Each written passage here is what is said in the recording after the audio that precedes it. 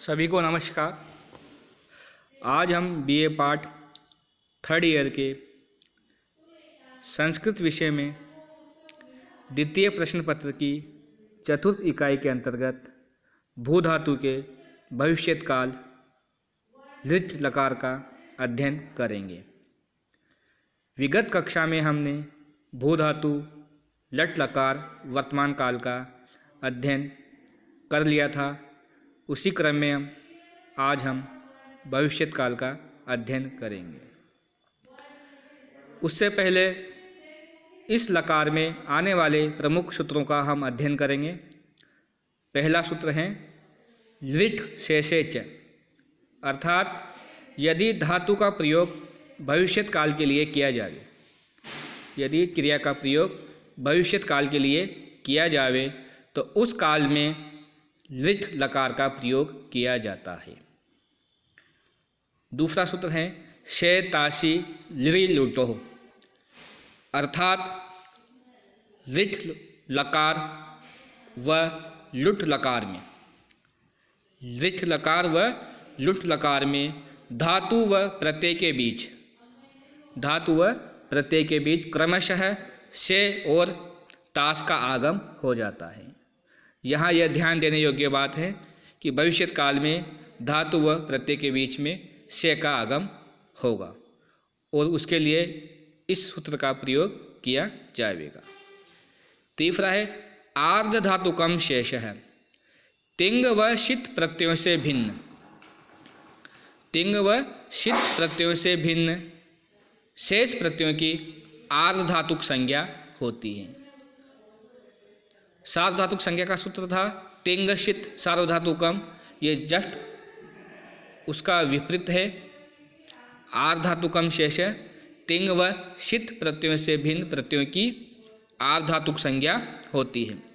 अगला है आर्धातुक अश्यंग वलादे, वलादी प्रत्याहार, वलादी प्रत्याहार का तात्पर्य है ऐसा प्रत्याहार जिसका प्रारंभ वल से प्रारंभ हो, वल प्रत्याहार से प्रारंभ हो। वलादी प्रत्याहार तथा आर्ध धातुक परे रहने पर, आर्ध धातुक परे रहने पर इट का आगम हो जाता है। इट में से टकी हलंत्यम से इत संज्ञा हो जाती है तो ई शेष बचता है। आदेश प्रत्ययो, आदेश व प्रत्यय के स को, आदेश व प्रत्यय के स को श का श हो जाता है। शह स फ्लैट वाले स को षटकोण वाला श हो जाता है। यहाँ श ताशी लिटो से श का आगम था, इस सूत्र से उस श को षटकोण वाला श होकर श आदेश हो जाता है।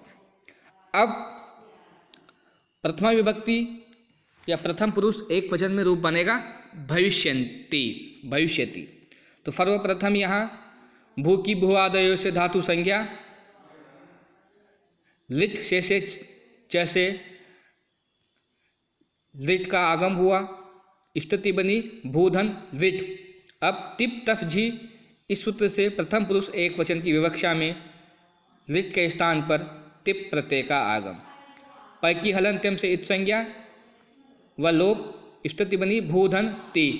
अब शेताशी लिरि लुटो सूत्र से धातु व प्रत्यय के बीच में शे का आगम हो जाता है तो स्थिति बनेगी भूधन शेधन ति। आर्ध धातुकम शेष से आर्ध धातुक संज्ञा, सार्ध धातुक कार्ध धातुक उस धातु के गुण को उ, तो स्थिति बनेगी भोधन शेधन ति। अब आर्ध धातुक कश्यंग वलादे सूत्र से भो के बाद इट का आगम, इट में से कै की इत संज्ञा व लोप होकर ई शेष बचता है तो स्थिति बनेगी भव धन ई धन शे धन ति। एचो आया सूत्र से भो को अवादेश, स्थिति बनेगी भव धन ई धन शे धन ति, मिलाएंगे तो बनेगा भविष्यति। अब आदेश प्रत्यय सूत्र से स को षटकोण वाला श आदेश होकर स्थिति बनेगी भविष्यति। इसी प्रकार प्रथम पुरुष द्विवचन में रूप सिद्धि बनेगी भविष्यतः। यहाँ पर भी सर्वप्रथम भूवादयो धातु से धातु संज्ञा लिट शेषे चसे लिट के आगम टिप तस जी से तस प्रत्यय का लिट के स्थान पर तस प्रत्यय से तासी लुटो से का आगम आर्धातुकम शेष से आर्धातुक संज्ञा आर्धातुक कश्यंग वलादे से इट का आगम इट के टकी हलंत्यम से इत संज्ञा व लोप आर्धातु सार्धातु कार्धातु को ऐसे धातु को गुण एचो वाय से आवादेश और आदेश प्रत्ययों से स को षटकोण वाला स करने पर रूप बनेगा भविष्य तस। अब अंतिम तस के स को भी ऋतु विसर्ग करने पर स्थिति बनेगी भविष्यतः। प्रथम पुरुष बहुवचन में बनेगा भविष्यन्ति। तो यहाँ पे सबसे पहले वही भूवादयो धातु से धातु संज्ञा लिट शेषवच से भविष्यत काल की विवक्षा में लिट का आगम टिप तफ जी से लिट के स्थान पर झी प्रत्यय से तासी लिल लुटो से का आगम। अब आर्धातु कम शेष से आर्धातु संज्ञा आर्धातु कश्यंग वलादे से इट का आगम। तो स्थिति बनेगी भू धन ई धन शे धन ती। अब सार्धातु कार्धातु को ऐसे धातु को गुण और एचो आया उसे ओ को अवादेश। स्थिति बनेगी भविष्य धन झी। अब झो अंतः सूत्र से झी को अंति आदेश तो बनेगा भविष्यन्ति। अब यहाँ पे भविष्य का य और अंति का अ दो अ मिल गए तो अतो गुणों से पर रूप होकर रूप बनेगा भविष्यन्ति। यहाँ पर कुछ सूत्र जो हमने लट लकार में प्रयोग में किए थे उनका भी यहाँ पर प्रयोग में लाए जाएंगे।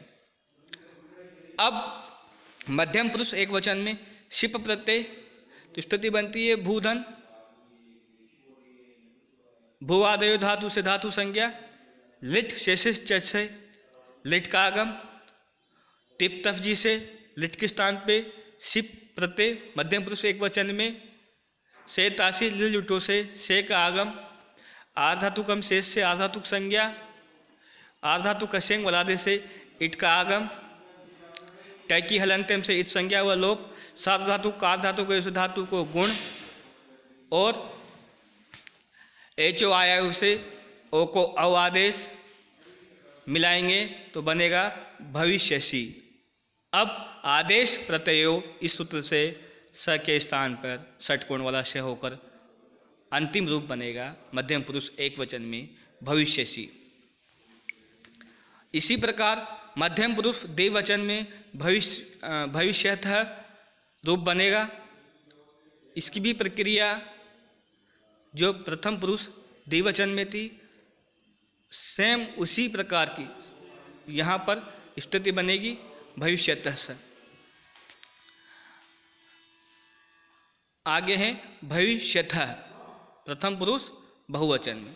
तो सर्वप्रथम भू की भूवादयो धातु से धातु संज्ञा लिट शेफे च से लिट का आगम तिप तफ जी से लिट के स्थान पर प्रथम पुरुष बहुवचन में थस का तिप थस थ का आगम से तासी लिल लुटो से का आगम आर्धातु कश्यंग वलादे से इट का आगम सार्वधातु कार्धातु के से धातु को गुण एचो आय से को अव आदेश और आदेश प्रत्ययों से श को श करने पर रूप बनेगा भविष्यतः।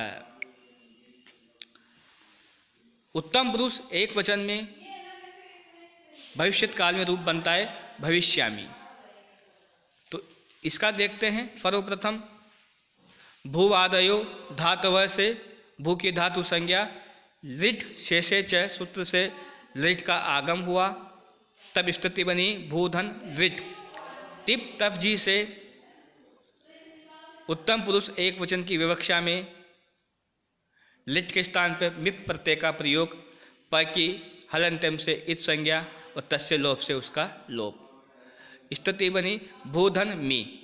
अब शे तासी लृ लूटो सूत्र से धातु और प्रत्यय के बीच में शे का आगम, आर्ध धातुकम शेष से आर्ध धातुक संज्ञा और आर्ध धातु कश्यंग वलादे सूत्र से इट का आगम। धातु व प्रत्यय के बीच इट का आगम। इट में से भी ट की इट संज्ञा व लोप। ई शेष सार्वधातुक कार धातु के से धातु को गुण होने पर भू को हो गया ओ। एचो आई वाया सूत्र से ओ को अव आदेश। स्थिति बनी भव धन ई धन शे धन मी। अब इन सबको मिलाएंगे तो बनेगा भविष्य मी। तदंतर श के स्थान पर आदेश प्रत्ययों से श आदेश और अतो दीर्घो यही सूत्र से अ को भविष्य के अ को आ कंधे पर बनेगा भविष्यामी। इसी प्रकार मध्यम पुरुष द्विवचन में, उत्तम पुरुष द्विवचन में रूप बनेगा भविष्यामः, भविष्यावह। तो यहाँ वही सर्वप्रथम भूवादयों से धातु संज्ञा, लिट शेषे च से लिट का आगम, तिप तफ जी से उत्तम पुरुष द्विवचन की विवक्षा में वश प्रत्यय का आगम, से तासी लिटो सूत्र से प्रत्यय और धातु के बीच में से का आगम, आर्धातुकम शेष से आर्धातुक संज्ञा, आर्धातुक कश्यंग वलादे से और भू के बीच में इट का आगम, इट के ट की इट संज्ञा व लोप। तो भू धन ई धन से धन वश। अब सार्वधातु कार धातु को ऐसे भू के ऊ को गुण ओ होकर भो धन ई धन शे धन वश। यह स्थिति बनती है एचो आया वाया उस सूत्र से ओ को अवादेश होकर इन सबको मिलाएंगे तो बनेगा भविष्यवह। अब अतो दीर्घो सूत्र से य के अ को आ करने पर स्थिति बनेगी भविष्यावश। अंत में स को अंतिम स को वश के अंतिम स को ऋत्व विसर्ग करने पर स्थिति बनेगी भविष्यावह। अब अंतिम जो उत्तम पुरुष बहुवचन में वो रूप बनता है भविष्यामः।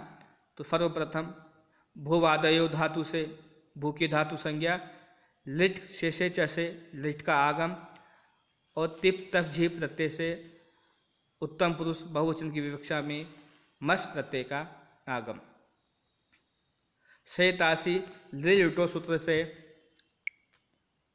धातु व प्रत्यय के बीच में से का आगम हुआ, तब स्थिति बनी भू धन शे धन मस। ऐसी स्थिति बनने पर आर्ध धातुकम शेष सूत्र से की आर्ध धातुक संज्ञा हुई, आर्ध धातु कश्यंग वलादे सूत्र से जस्ट पहले से पूर्व में इट का आगम होता है। इट में से भी ट की हलंत्यम से इत संज्ञा व तस्य लोप से उसका लोप होकर ई शेष बचता है। सार्वधातु कार धातु का गुण से धातु को गुण स्थिति बनती है भो धन ई धन शे धन मस। एचो ऐ वाया सूत्र से ओ को भी अव आदेश होकर स्थिति बनेगी भव धन ई धन शे धन मस। ऐसी स्थिति आने पर अतो दीर्घो यही सूत्र से के अ को आदेश होगा तो स्थिति बनेगी भविष्यामस। आदेश प्रत्यय सूत्र से स को श होने पर तथा मस के अंतिम स को भी ऋतु विसर्ग करने पर भविष्यामः रूप बनेगा। इस प्रकार लिट लकार भविष्यत काल में प्रथम पुरुष में स्थिति बनती है भविष्यति भविष्यतः भविष्यन्ति। मध्यम पुरुष में बनती है भविष्यसि भविष्यतः भविष्यतः।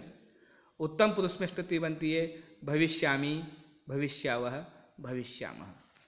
अग्रिम कक्षा में हम भू धातु के अग्रिम लकार का अध्ययन करेंगे।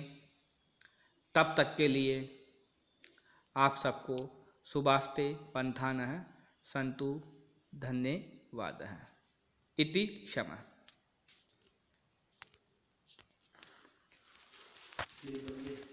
अरे यार।